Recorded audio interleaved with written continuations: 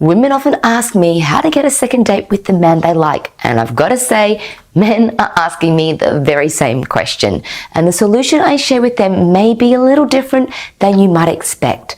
For example, have you met up with a guy you matched with online, you had a phone call before meeting, and it was great. He was engaging and interesting, but when you met up in person, it was quite different. Even though you thought he was cute and he seemed nice, you left the date feeling flat and underwhelmed in some way.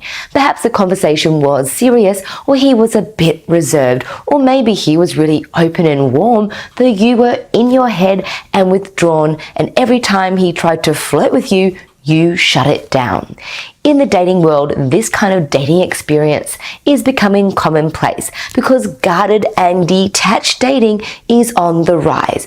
And why is this happening? Because daters are experiencing dating fatigue and can no longer be bothered making an effort to be encouraging, interesting, or interested, or they don't want to invest too much too soon as there are other people online that could be a better match. And this, my friend, is the big reason why men and women aren't getting that second date they want. But encouragement is required to ignite an emotional connection. And when daters don't reveal a touch of vulnerability and encouragement, the date goes nowhere. If you want to start a bonfire, you need to light it and feed the fire some air. If the fire doesn't get air, it dies. So why are men and women not striking that match, not feeding the fire of interest and desire on dates? Well, my sense, and I do go on about this quite a lot in my videos, is the swipe left, swipe right culture has left its indelible mark on the way we date today. Meeting someone or a bunch of someone is now easier than ever. Because of this, men and women both go on first dates without being mindful of whether they're making the other person feel like they genuinely want to establish a deep connection with them. It's an easy come, easy go kind of mindset. And what's the end result? They both head home after the date, and instead of flirting and firing each other up in some way, they go and fire up their dating apps and start talking to another online match because they didn't quite feel enough of a connection with the one they were just on a date with. Both men and women are approaching dating with a detached mindset, and this is precisely why you're not getting a second date, and a good chance why you're not feeling it on a first date. Stay with me as I show you how to break free of this mindset and get to know a man beyond the first date that leads to a loving and compatible relationship.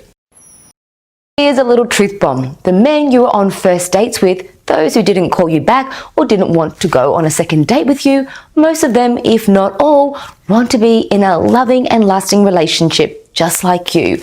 But for many people, the very idea of giving someone, a practical stranger, a glimpse of who they really are breaks them into a cold sweat.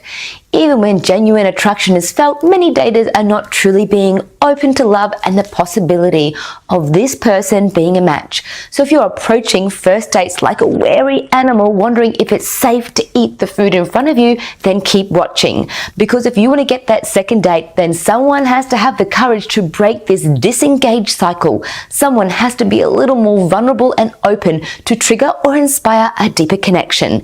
And to do that, let's start with the most important factor. Accept that vulnerability is not a bad thing. Vulnerability is the only path to true intimacy. I know, it's common sense, isn't it?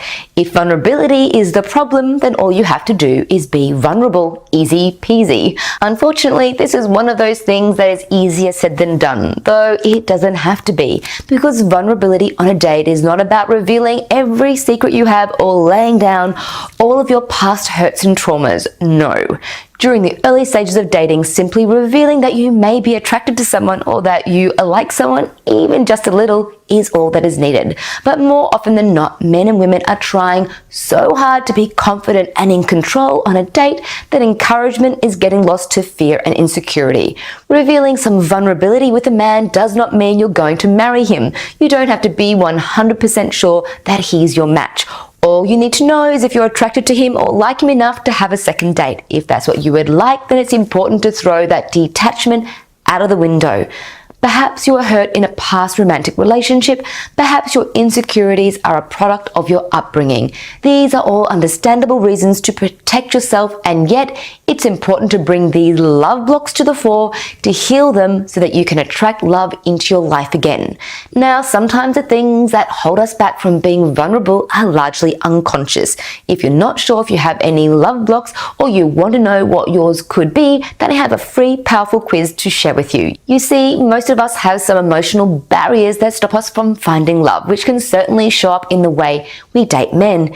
If you don't trust that someone will be able to handle and reciprocate your vulnerability, or you get anxious with the unknown of early stage dating, then it's important to find out what your blocks are so you can overcome them and date and relate with men with a sense of ease and confidence. You can find the link to my romantic love block quiz. It's in the description below. So now that you know why it's so important to be vulnerable on your dates, here are 4 other ways to eradicate detached dating to build a deeper connection. Number 1, forget about the second date. I know this sounds counterintuitive, but hear me out.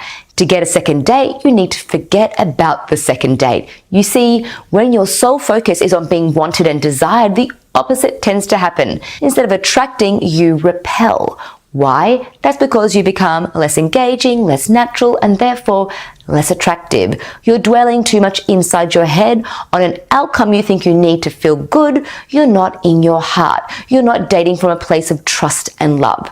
Men can sense this. When you're in your head in judgment, whether you're judging your date or yourself, your energy is very cranial and analytical. This blocks vulnerability, creates detachment, and stops a connection from forming.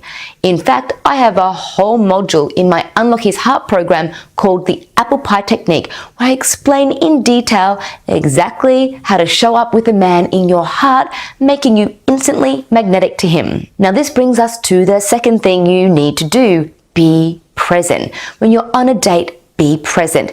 Be in the moment. This is the time to get to know the man sitting across from you and for him to get to know you. When you're on your first date, be there. Listen to him. Look him in the eye. Give him your 100% attention. Don't be on your phone unless it's necessary, and don't look around at other people too much. These tips may sound small, and yet they can ignite a new connection. Also, humans like to feel seen and valued because this feels good, and most people want to spend time with someone who they feel good around. I know holding some eye contact and being present can feel vulnerable because the more present we are, the more intimate the interaction is. Don't run from this. Go with it. Just keep breathing and connecting. The third thing you can do on your first date is be vocal with admiration. People often find it easier to voice out criticisms, but it takes a lot of practice to speak words of appreciation and admiration. If you're not used to complimenting a man, start practicing as early as the first date. Being vocal with admiration is actually a form of being vulnerable as well. So compliment him on his clothes, his work achievements, his life goals.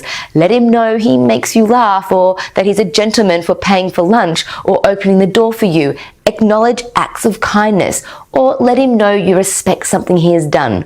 Also, the non-verbals really help too. Smiling at him lets him know that you accept him and like what you see so far. So make sure that you're warm and open, which leads to point 4.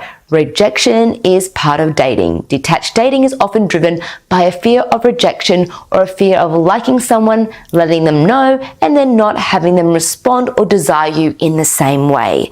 Feeling abandoned, discarded, and rejected is actually part of dating. Until you meet a true match for you, someone is going to feel one of these things. Whether you're rejecting someone or someone is rejecting you, it's simply a part of it. It doesn't have to be more complicated than that. Just because a few guys you liked didn't like you back does not mean that you're not worthy or lovable. Stories like this are unhelpful, so don't give rejection too much thought. If needed, learn from it and move on. Rejection is ego. It means nothing. Keep dating. Now, earlier I mentioned the apple pie technique, and what will also help you to foster a deeper connection between you and your date and encourage a second one is another technique called the fear clash. Most people run away from love and commitment because of fear. Not only do men suffer from fear, women do too. In Unlock His Heart, I expose how to eradicate fear to build a heart connection fast, even on date 1. The link to my Unlock His Heart program is right below in the description. Well, that's it for today's video. We've established that detached dating is not for you. It's time to start dating with some vulnerability and confidence to attract the love you desire. Have faith that your special man is out there and be encouraging to strike that fire. If you haven't yet, please subscribe, comment, and give this video the thumbs up, and please share it with a friend who needs help with getting that second date. It's been a great honor to have you here with me. I encourage you to choose to show love a little more in some way every day, and see you again at my next video.